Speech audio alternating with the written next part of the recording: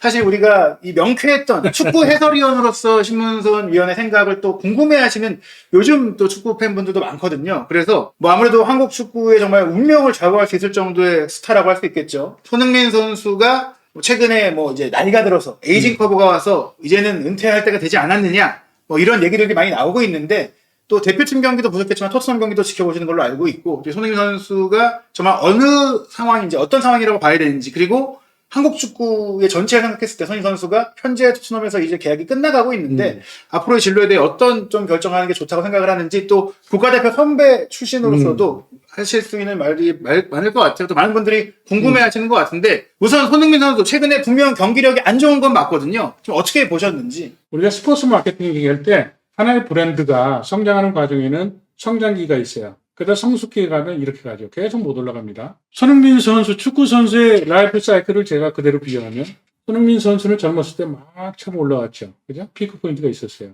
지금 이런 상태입니다. 이 상태에서 왔다 갔다 하겠죠. 컨디션이 좋을 때, 나쁠 때, 뭐 이런 거죠. 이 단계에서는 이제 감독의 역할이 굉장히 중요해요. 손흥민 선수가 피로에 회복되는 속도도 시간도 더 길어질 거고 부상에 대한 위험성도 굉장히 부담되잖아요. 그러면 손흥민 선수의 체력적인 부담을 감안한 역할을, 롤을 줘야 돼요. 근데 지금 토트넘 경기를 보면 손흥민 선수가 뛰는 백커트 할 때 전력 질주에서 들어올 때 운동 에너지 소비가 많아요. 그러면 공격이 들어갈 때 그것이 운동 에너지가 그게 유지가 될까요? 거기서 오는 감독의 선수 가용에 대한 그 미스테이크가 굉장히 크다는 거예요. 그죠? 그럼 손흥민 선수가 아까 그 비교하고 싶은 선수는 누구라고 했어요? 살라 선수. 살라죠. 나이가 똑같은데 살라는 오히려 지금 최고의 퍼포먼스를 보여주고 있고 반대로 손흥민 선수는 지난 시즌까지만 해도 사실 불과 몇 달 전만 해도 경기력이 좋았는데 올 시즌 들어서 갑자기 부상도 많고 또 경기력 득점력이 뚝 떨어졌단 말이죠. 자, 살라부터 얘기할게요. 살라는 공격할 때는 풀 스피드를 뛸 수 있도록 하는 산소 부채라고 그러는데 선수가 뛰려면 운동에너지 자동차 기름을 넣으면 가지만 사람은 산소 공급이 원활하게 돼야 돼요. 젊었을 땐 그게 회복이 빠르지만 나이 먹으면 그런 어떻게 나이 먹는 거를 저기 하겠어요? 살라는 수세 때 그죠? 충분히 자기가 레스턴 리커버리를 하고 있어요.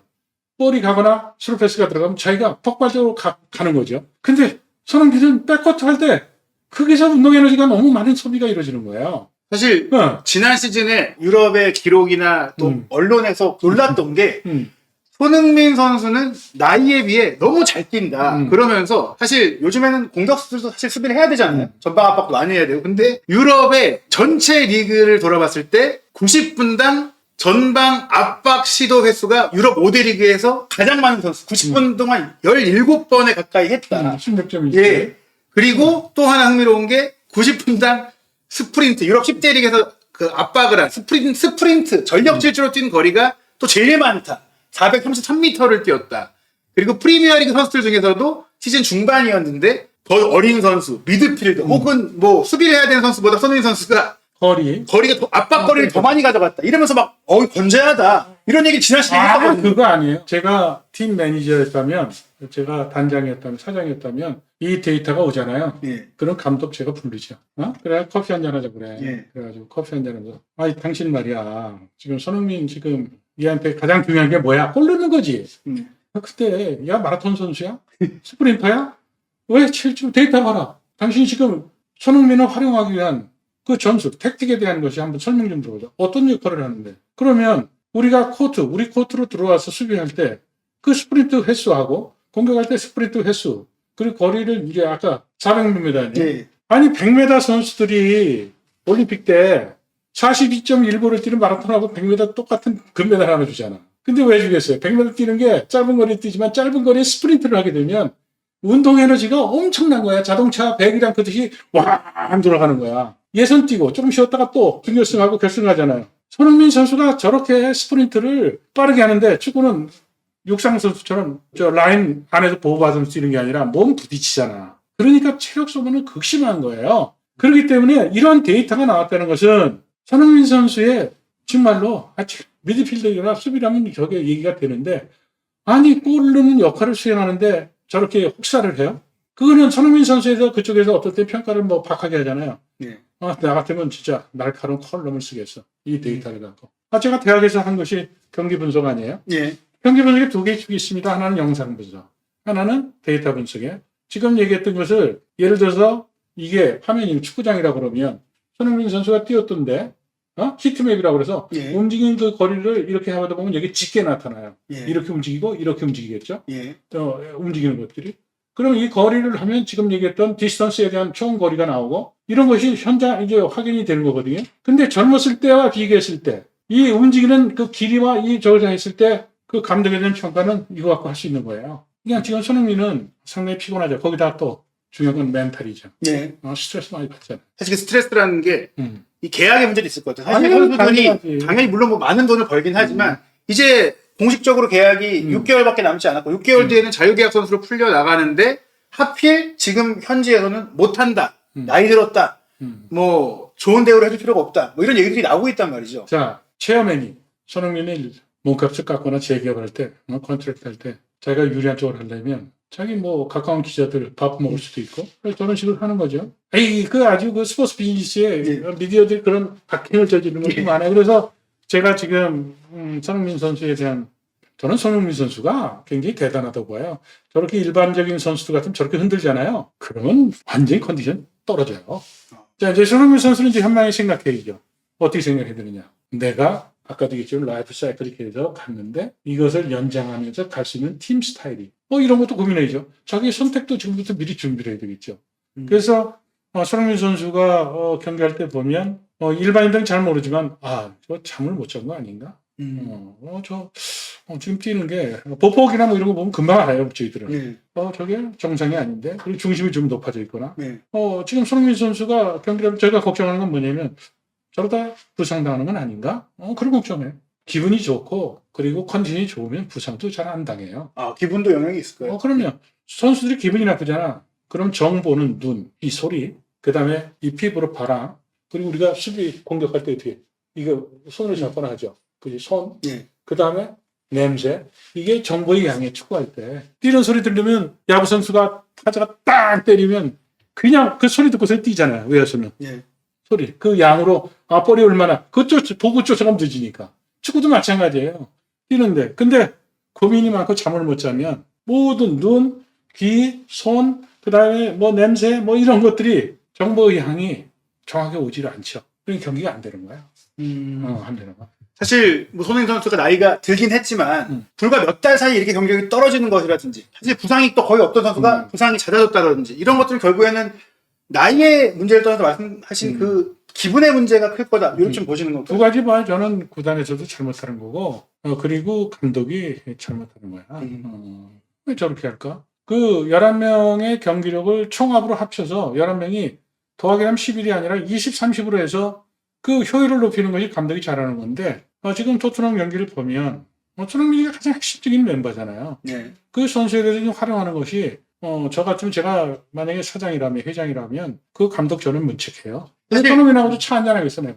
사실 그 부분도 중요하다고 생각하는데 사실 한국의 유럽파들이 뭐 예전에 박지성 선수 같은 경우는 무릎에 문제가 있었고 기성용 선수나 구자덕 선수가 일찍 은퇴한 것도 유럽에 있는 사실 뭐 선수들은 유럽에서 또 대표팀을 가면은 거리가 짧으니까 사실 그렇죠. 큰 체력 부담이 없지만 게다가 아시다시피 월드컵 예선은 한국에 왔다가 뭐 서아시아에 갔다 이런 일정이 이 몸에 더 악영향을 주게 되는데 살인적이에요. 사실 대표팀 운영 과정에 물론 선수 선발 및 기용은 감독의 권한이지만 손흥민 선수가 이런 상태라면 사실 뭐 손흥민 선수만 특별 대우를 해줄 수는 없는 거겠지만 그래도 어느 정도 우리 대표팀을 위한 논의나 어떤 경기에는 안 부른다거나 이런 조율이 필요하지 않을까 뭐 이런 생각도 좀 해봤거든요.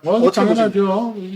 지금 일본 가까운 일본 보세요. 그 MH를 저쪽 유럽에 가서 하잖아요. 거긴 뭐 유럽파들이 많으니까 거기서 수집하는 거예요.